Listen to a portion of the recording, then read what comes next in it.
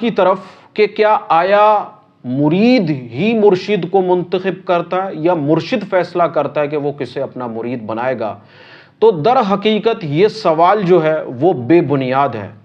نہ تو مرید یہ فیصلہ کرتا ہے کہ اسے کس انسان کو اپنا رہبر رہنما منتخب کرنا ہے، نہ ہی رہبر یہ فیصلہ کرتا ہے کہ کس انسان کو اس نے اپنا مرید بنانا ہے یا اس کی روحانی تربیت کرنی ہے یا باطنی تربیت کرنی ہے۔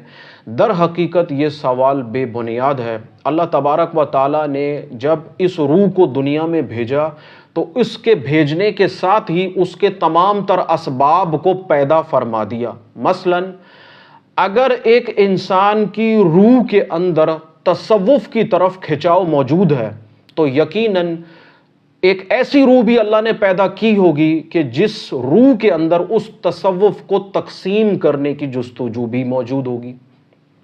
اگر میں آپ کو یہاں پر اپنی مثال دوں کہ میں نے اپنے پیر و مرشد کو منتخب کیا یا انہوں نے مجھے منتخب کیا، تو در حقیقت نہ میں نے انہیں منتخب کیا نہ انہوں نے مجھے منتخب کیا۔